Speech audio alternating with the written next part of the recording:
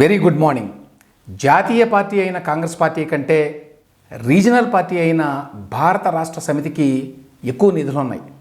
అది ఆశ్చర్యకరంగా అనిపించవచ్చు, కానీ వాస్తవం.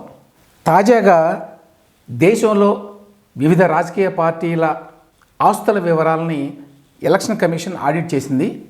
ఆ వివరాలన్నీ కూడా ఇప్పుడు అవైలబుల్గా ఉన్నాయి నెట్లో. దేశంలో ఏ పార్టీ ఆస్తులు ఎన్ని ఉన్నాయి అని తెలుసుకోవాలి అంటే మీరు ఈ లింక్లోకి వెళ్ళొచ్చు. కింద డిస్క్రిప్షన్లో ఇచ్చాను ఆ లింక్ కూడా నేను. ఇది ఎలక్షన్ కమిషన్ ఆఫ్ ఇండియా వారిది. ఇక బీఆర్ఎస్ సంగతికి వస్తే కాంగ్రెస్ పార్టీ కంటే డబుల్ ఆస్తులు ఉన్నాయి ఆ పార్టీకి. జాతీయ పార్టీ అయిన కాంగ్రెస్ పార్టీకి ఏమో 857 కోట్లు ఉన్నాయి 2024 డిసెంబర్ వరకు ఈ లెక్క, అంటే లేటెస్ట్ అన్నట్టు. అదే బీఆర్ఎస్కి 1618 కోట్ల రూపాయలు ఉన్నాయి. తెలుగు రాష్ట్రాల్లో ఉన్నటువంటి మరొక 2 ప్రాంతీయ పార్టీల ఆస్తులు ఎట్లా ఉన్నాయి? టీడీపీకి 343 కోట్లు, వైఎస్ఆర్సీపీకి 241 కోట్లు ఉన్నాయట.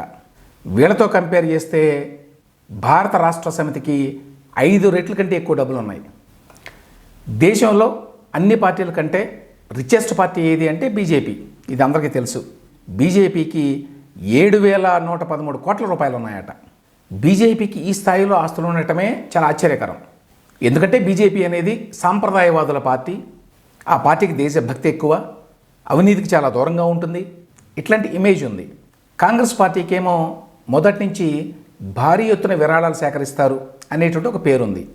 కానీ వాస్తవ పరిస్థితి, ఇవాల్టి పరిస్థితి ఏమిటి అంటే బీజేపీకి ఏమో 7113 కోట్ల రూపాయల ఆస్తులుంటే కాంగ్రెస్ పార్టీకి 857 కోట్ల రూపాయలు మాత్రమే ఆస్తులు ఉన్నాయి. కానీ వీటన్నిటిలో చాలా ఆశ్చర్యకరమైనటువంటి అంశం ఏంటంటే బీఆర్ఎస్కి ఈ స్థాయిలో ఆస్తులు ఉండటం. అది కూడా జాతీయ పార్టీ అయిన కాంగ్రెస్ కంటే 2 ఎక్కువ ఉండటం. ఇంతకుముందు చెప్పినట్టు కాంగ్రెస్ పార్టీకి 857 కోట్లు ఉంటే బీఆర్ఎస్కి 1618 కోట్ల రూపాయలు ఉన్నాయి. వాళ్ళ బ్యాంక్ బ్యాలెన్సే 1110 కోట్లు ఉన్నాయట. 2024 మార్చి నాటికి దేశంలో ఉన్నటువంటి వివిధ రాజకీయ పార్టీల ఆస్తులకు సంబంధించిన ఆడిట్ రిపోర్టుల్ని ఎలక్షన్ కమిషన్ ఆఫ్ ఇండియా విడుదల చేసింది. దానికి సంబంధించినటువంటి లింక్ని కూడా నేను కింద డిస్క్రిప్షన్లో ఇచ్చాను. మీకు ఏ రాజకీయ పార్టీకి ఎన్ని ఆస్తులు ఉన్నాయి ఈ దేశంలో అని తెలుసుకోవాలి అనుకుంటే ఆ వెబ్సైట్లోకి వెళ్ళి చూసుకోవచ్చు. ఒక్క 23-24 సంవత్సరంలోనే బీఆర్ఎస్కి వచ్చిన విరాళాలు వడ్డీలు కలిపి 685 కోట్ల రూపాయలట. ఇదే పీరియడ్లో అంటే 2023-24లో జాతీయ పార్టీ అయిన కాంగ్రెస్ పార్టీకి ఎంత వచ్చిందో తెలుసా? 289 కోట్లు మాత్రమే. అంటే దేశవ్యాప్తంగా ప్రజెన్స్ ఉన్నటువంటి కాంగ్రెస్ పార్టీకి ఏమో 289 కోట్ల రూపాయలు మాత్రమే వస్తే విరాళాల రూపంలో, ప్రాంతీయ పార్టీ అయిన ఒక తెలంగాణకి మాత్రమే పరిమితమైన బీఆర్ఎస్కి వచ్చిన విరాళాలు 685 కోట్ల రూపాయలు, అంటే మోర్ దాన్ డబుల్. దీన్ని బట్టి బీఆర్ఎస్ వారి ఆదాయం ఏ స్థాయిలో ఉందో అంచనా వేసుకోవచ్చు. బీఆర్ఎస్కి ఉన్న 1618 కోట్లు కూడా 2023 నవంబర్లో జరిగిన ఎన్నికల ఖర్చు తర్వాత, ఎందుకంటే ఆ ఎన్నికల్లో 197 కోట్ల రూపాయలు ఖర్చు చేశారట. అఫీషియల్గా వాళ్ళు చూపించే లెక్క అన్నమాట అది. ఈ 197 కోట్లు తీసేస్తే మిగిలిన డబ్బు ఈ 1618 కోట్లు. 2023 అసెంబ్లీ ఎన్నికల్లో ఒక్కో అభ్యర్థికి 40 లక్షల రూపాయలు ఇచ్చిందట బీఆర్ఎస్ అఫీషియల్గా. అంటే అభ్యర్థులకు ఇవ్వడానికి 47 కోట్ల రూపాయలు ఖర్చు పెట్టింది.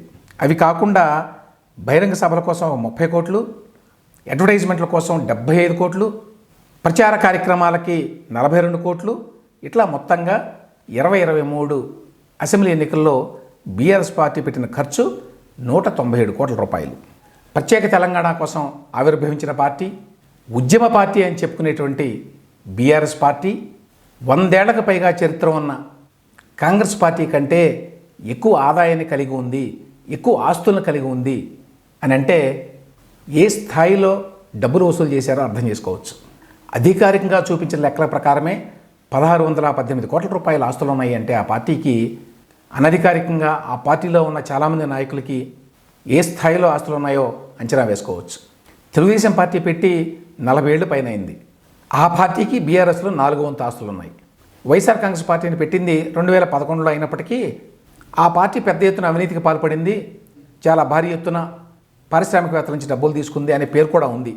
అయినా కూడా బీఆర్ఎస్కు ఉన్న ఆస్తుల విలువలో 5వ వంతు కూడా వైఎస్ఆర్సీపీకి లేదు.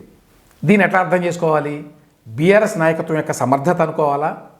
ఒక చిన్న రాష్ట్రాన్ని పరిపాలిస్తున్నా కూడా ఈ స్థాయిలో బీఆర్ఎస్ పార్టీ ఆదాయాన్ని సమకూర్చుకోగలిగింది, ఆస్తులను సమకూర్చుకోగలిగింది అంటే వాళ్ళ కాంపిటెన్స్ అనుకోవాలా? లేదు క్యాష్ కవుగా ఉన్నటువంటి హైదరాబాద్ను అడ్డం పెట్టుకొని ఈ స్థాయిలో డబ్బులు సంపాదించారు అని అనుకోవాలా?